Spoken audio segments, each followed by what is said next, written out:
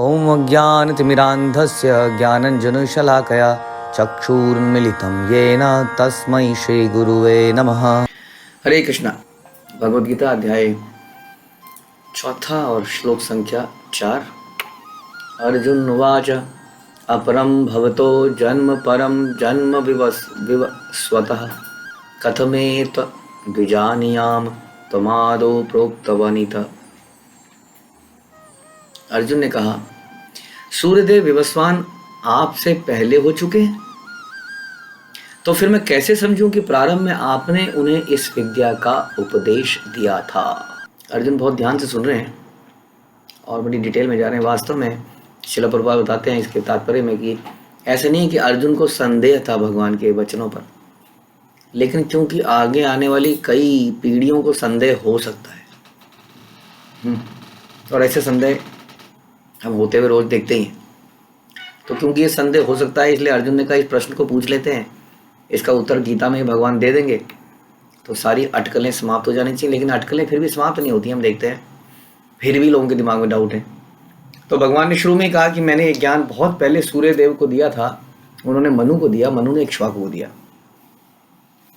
तो कोई कल को प्रश्न पूछेगा, इसलिए अर्जुन ने ही पूछ डाला कि ऐसा कैसे हो सकता है, भगवान तो द्वापर के अंत में आए, आप कह रहे हो सूर्य देव कहाँ इक्ष्वाकु रह गए, कहाँ पे राजा राम के पूर्वज इक्ष्वाकु और उनके पहले मनु कहाँ पहुँच गए हम सतयुग में, और आप बात कर रहे हैं द्वापर की जब कृष्ण आए। कई लोग कहते हैं कि कृष्ण जो है द्वापर के अंत में आए तो वो भगवान कैसे हो सकते हैं, वो तो अभी आए, उनसे पहले तो कोई और आया, उनसे पहले कोई और आया। इस तरह की चर्चा भी लोग करते हैं। हम गीत गाते हैं ब्रह्म संहिता का, जिसमें ब्रह्मा जी प्रेयर करते हैं, गोविंदम आदि पुरुषम तम हम भजामि। तो गोविंद कौन है? आदि पुरुष हैं, फर्स्ट पर्सन। और उसमें हम कहते हैं कि अनादिर आदिर गोविंद सर्व कारण कारण। अनादिर आदिर, उनका कोई, उनसे पहले कोई नहीं है, ना ही उनसे, मतलब he is the original, nobody, कोई उनसे पहले कभी था ही नहीं। तो वो प्रथम पुरुष हैं, सब चीज़ों के स्रोत वही हैं, ऐसा गीता में बोलते हैं। तो इस प्रकार से काल क्रम में भगवान का आना जाना उसी प्रकार से है जैसे सूर्य का आना जाना। सूर्य मॉर्निंग में आता है तो वो ये नहीं कह सकता कोई कि सूर्य पैदा हुए, वो तो हमेशा ही रहते हैं, अवतरित और अपीयर एंड डिसअपीयर होते रहते हैं। तो इस प्रकार से हमें समझना पड़ेगा कि हाँ, ये प्रश्न जो है अर्जुन ने हम सब के लिए पूछा, और इसका उत्तर भगवान अगले श्लोक में देंगे। लेकिन उससे पहले कि हम आगे अगले श्लोक में इसका डिटेलिंग पढ़ें, इस श्लोक से हम ये सीखते हैं कि नॉलेज को कई तरीके से लिया जा सकता है।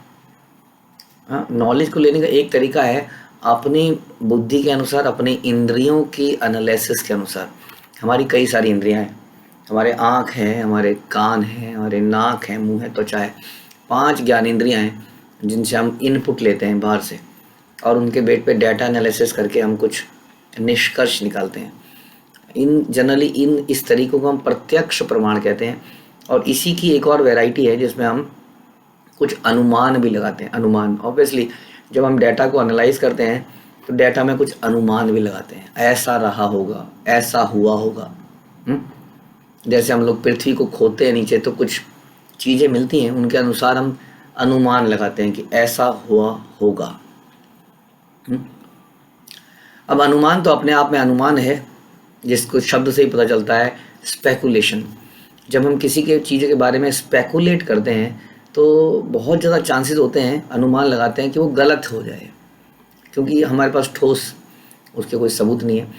अब आते हैं पहला वाला जो हमने डिस्कस किया कि प्रत्यक्ष प्रमाण। प्रत्यक्ष प्रमाण में अपनी इंद्रियों के आधार पर ही हम कुछ समझते हैं, एनालाइज करते हैं डाटा को। अब दिक्कत यह है कि हमारी इंद्रियां अपूर्ण हैं तो गलतियां करती हैं। इस प्रकार से जो निष्कर्ष निकलता है वो भी गलत निकल जाता है।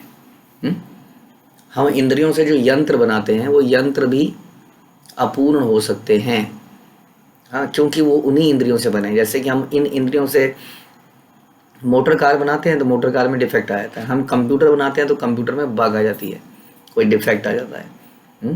तो इस प्रकार से इन इंद्रियों से यदि कोई मशीनरी भी बनाएंगे कि इन इंद्रियों की कुछ लिमिटेशन है तो हम कुछ मशीनरी बना देते हैं, लेकिन वो मशीनरियों में भी कुछ कमियां रहेंगी क्योंकि इन्हीं इंद्रियों से बनी हुई है। इस प्रकार से बहुत सारे ऐसे एग्जाम्पल हैं कि हम प्रत्यक्ष इन आँखों से कुछ देखते हैं तो गलत दिखता है। जैसे कि इन आँखों से हम दूर से हवाई जहाज़ को उड़ता हुआ देखते हैं तो हवाई जहाज़ इतना सा दिखता है, हाँ, ऐसे कि ऐसे उँगली के अंदर पकड़ लो हवाई जहाज़ को और हम जानते हैं कि कितने सारे लोगों को बैठा के उड़ सकता है। वैसे ही सूर्य चंद्रमा इतने से दिखते हैं। हुँ? और वैसे ही कई सारी चीज़ें हैं, जैसे हमारी त्वचा है। हमारी त्वचा जब हैंड पंप के पानी को, बोरिंग के पानी को टच करती है, हाँ, तो क्या लगता है? सर्दियों में लगता है पानी गर्म है, गर्मियों में लगता है पानी सर्द है। ऐसा लगता है कि धरती के नीचे किसी ने कूलर और हीटर लगा रखा है। जो सर्दियों में इतना बढ़िया गर्म पानी हमें दे रहा है हीटर से। हाँ, जबकि ऐसा वास्तविकता ये है कि उस पानी का टेम्परेचर सेम रहता है, बाहर का टेम्परेचर बदलता रहता है, इसलिए वो हमें सही सर्द सर्द या गर्म लगता है। हाँ, सर्दियों में बाहर का टेम्परेचर बहुत ठंडा होता है और पानी के ज़मीन के नीचे का टेम्परेचर वही रहता है पानी का, इसलिए वो पानी बिल्कुल बढ़िया सा गर्म सा लगता है। तो कहने का मतलब है ऐसे हर इंद्रियों के अगर विषय हम डिस्कस करेंगे, जैसे हम कहते हैं कि यदि हम आंवला खा लें, खाना तो मुश्किल है लेकिन उसके बाद में जब पानी पीते हैं तो बड़ा मीठा सा लगता है। तो ये सारे भ्रम हैं, ये सारे गलत डिसीजन हम ले लेते हैं इन इंद्रियों के आधार पर। अगर हम सोचने लगेंगे क्या वो पानी मीठा है? नहीं, पानी मीठा नहीं है। क्या बोरिंग का पानी गर्म है? नहीं, गर्म नहीं है। हुँ? क्या हवाई जहाज बहुत छोटा है? नहीं। हुँ?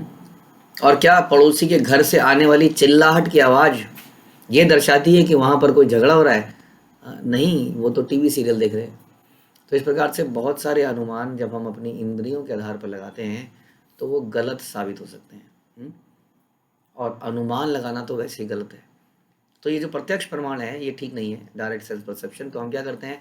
हम सुनते हैं। दूसरा तरीका सुनना। अब ये तो बड़ी अजीब सी बात लगती है, आप कह रहे हैं कि सुनी सुनाई बात को मान लें, हाँ, और आंखों देखी बात को ना माने। हाँ, बिल्कुल सच्चाई यही है। ये सुनने में बड़ा अटपटा लगता है लेकिन वास्तव में अगर आप ध्यान से देखेंगे तो हम बचपन से यही करते आ रहे हैं। हम बचपन से जो भी नॉलेज लेते हैं वो केवल सुन के लेते हैं। पहले हमारे माता पिता हमें कुछ समझाते हैं, 5 6 7 समझाते रहते हैं, बल्कि सुन के उनकी बात को हम मानते रहते हैं कि वो हमारे माता पिता हैं। फिर हम स्कूल में जाते हैं, फिर स्कूल में हमें कोई टीचर पढ़ाते हैं, हम उनकी बात को मानते चले जाते हैं, मानते चले जाते हैं, मानते चले जाते हैं।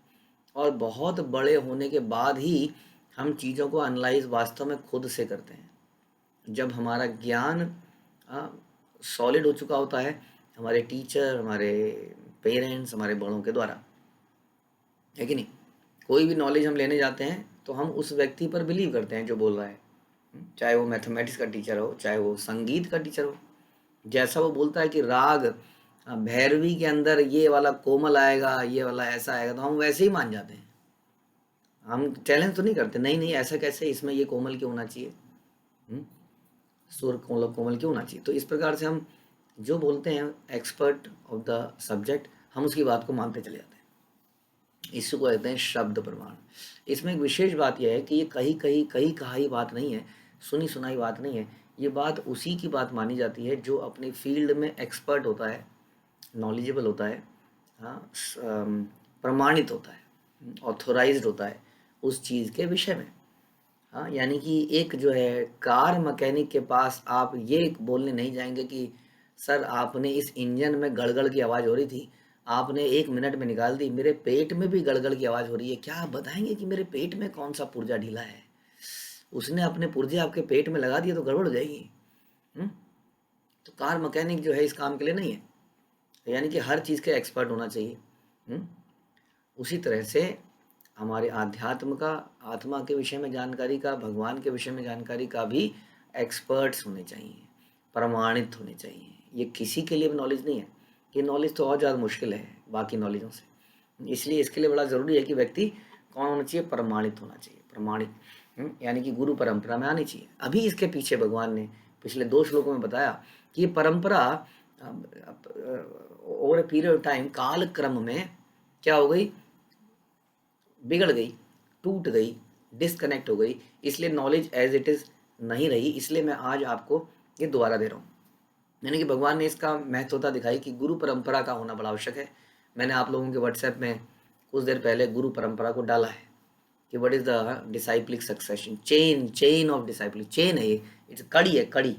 हाँ, कहीं भी टूट जाएगी तो गड़बड़ जाएगी, खींचने की क्षमता खत्म हो जाएगी ना। रस्सी कैसे खींचेगी जब वो टूट ही जाएगी एक जगह से।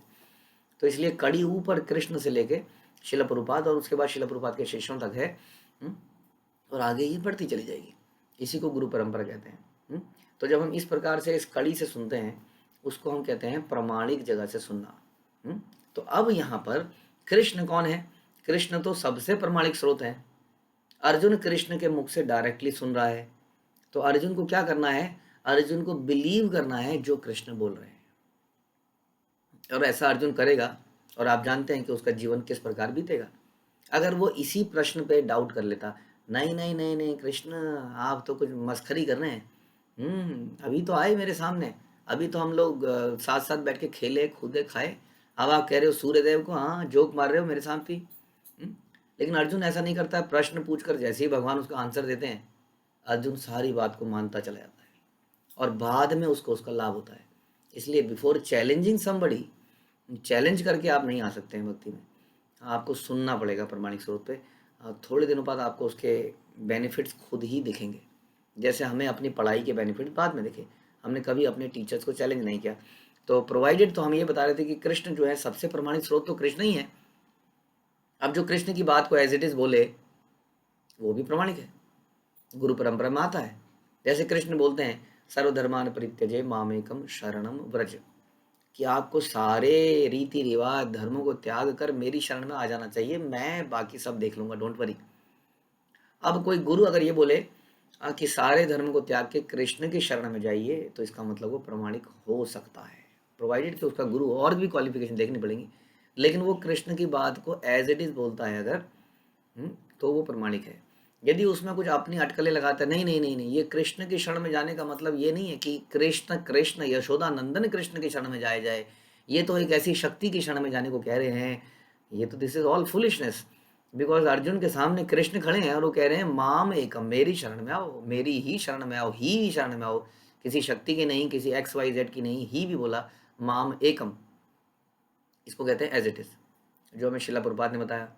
इसके पहले कई लोगों ने बोला कि नहीं भगवान ये भी हो सकते हैं, भगवान ये भी हो सकते हैं। एक बार किसी व्यक्ति ने बोला कि इस्कॉन का नाम आप इस्कॉन मत रखिए, international society for Krishna consciousness, इसके बदले इसका नाम रखिए international society for God consciousness, तो ज़्यादा लोग आपकी बात मानेंगे, सुनेंगे। हाँ, कृष्ण से आप बड़े लिमिट कर रहे हैं अपने आप को। भगवान ने, प्रभुपाद ने बोला कि Krishna is the ultimate God, वही तो है गॉड।